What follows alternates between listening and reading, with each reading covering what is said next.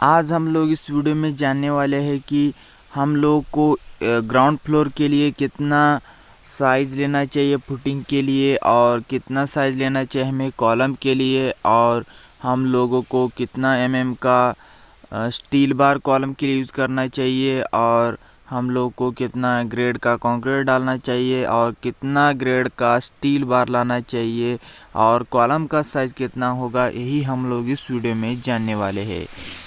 तो नमस्कार दोस्तों, मेरा नाम है शिवानंद कांबले और आप लोग को इस वीडियो में स्वागत है। तो चलिए स्टार्ट करते हैं वीडियो को।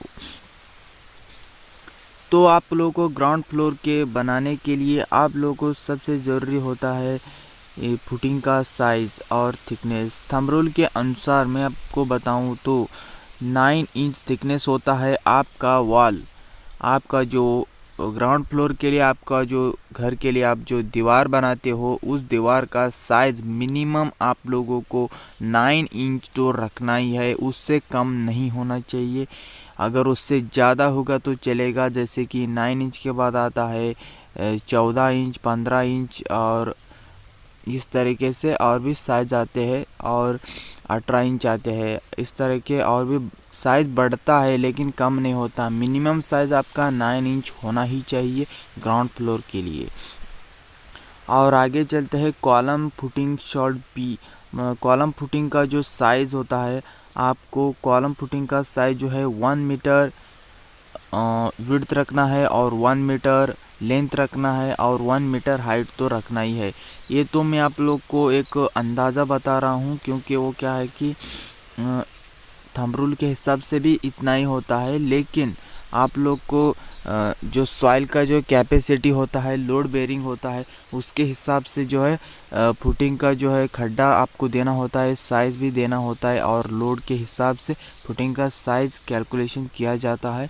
लेकिन अगर आपका जो ज़मीन है वहाँ पे वो अगर ज़्यादा हार्ड रहेगा नीचे, तो आप लोग को 1 metre into 1 metre into 1 metre जो है, इस प्रकार से आप लोग खड्डा करके फुटिंग का जो साइज़ के अंदर बैठा सकते हैं। लेकिन अगर आपका वहाँ पे सॉइल जो है उसका कैपेसिटी अच्छी नहीं है, तो आप लोग को वहाँ पे चेंजेस करने होंगे। आप लोग को गहरा खड्डा भी खोदना पड़ सकता है।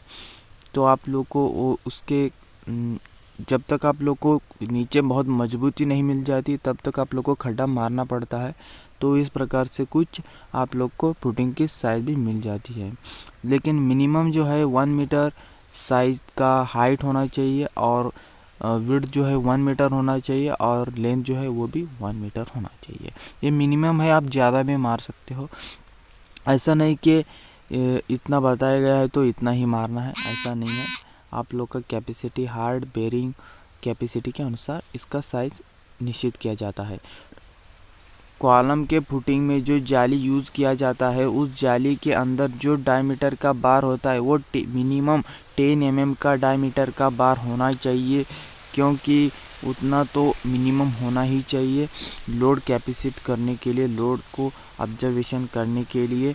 और इसके अंदर जो आप लोग जाली बनाते हो, इसके अंदर जो स्पेस रखेंगे आप लोग, हर बार को बाइंडिंग करने से पहले जो स्पेस रखेंगे, उस स्पेस को 6 इंच तो मिनिमम फेस होना ही चाहिए, उससे ज़्यादा नहीं होना चाहिए। अगर कम रहेगा यानी कि 5 इंच 4 इंच रहेगा तो चलेगा, लेकिन ज़्यादा नहीं होना चाहिए, जैसे कि 7 इंच 8 इंच ऐसा नहीं होना चाहिए।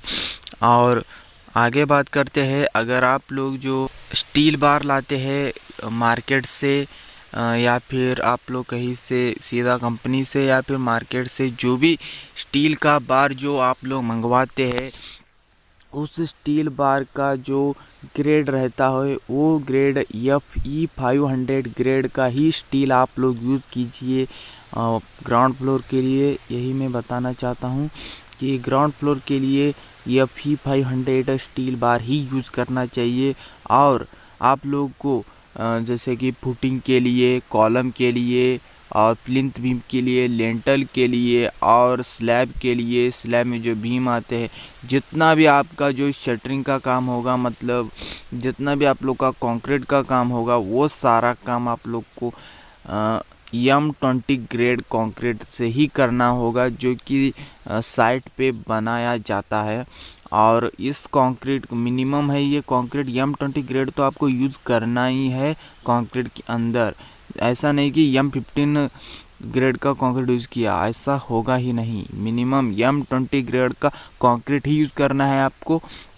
हो सके तो आप M25 ग्रेड का कंक्रीट का यूज़ कर सकते हैं, लेकिन M20 ग्रेड से नीचे का आप लोग ग्रेड यूज़ नहीं कर सकते हो। और मिनिमम जो कॉलम का साइज़ रहेगा वो 9 इंच इंटू 9 इंच रहेगा। 9 inch by 9 inch he column का साइज़ रहेगा अगर आपका ग्राउंड फ्लोर है तो। उससे ज़्यादा रख सकते हो लेकिन कम नहीं रख सकते। अगर आप लोग को आगे जाकर ऊपर फर्स्ट फ्लोर या सेकंड फ्लोर बनाना है तो उसके हिसाब से भी कॉलम का साइज़ और फुटिंग साइज़ चेंज होता है। अगर आप हमें कमेंट करते हैं तो मैं जल्द ही आप लोग के लिए सेकंड फ्लोर यानी कि फर्स्ट फ्लोर के लिए जो भी स्टील बार और कॉलम का साइज़ फुटिंग साइज़ उसका भी मैं एक और वीडियो लेकर आऊँगा आपके लिए। लेकिन जो फर्स्ट फ्लोर के लिए यानी कि ग्राउंड फ्लोर के लिए जो है वो 9 इंच बाय 9 इंच का कॉलम होना ही चाहिए, मिनिमम है। अगर आप ज़्यादा रखना चाहते हैं, आपके पास पैसे की कोई कमी नहीं है तो आप ज़्यादा भी रख सकते हैं, ऐसी कोई बात नहीं है। तो फ्रेंड्स, अगर आपको ये वीडियो अच्छा लगा है तो लाइक कर देना, और इसी के साथ ऐसे ही वीडियोस देखने के लिए आप हमारे चैनल को सब्सक्राइब भी कर सकते हैं। धन्यवाद। चलिए मिलते हैं अगले वीडियो में।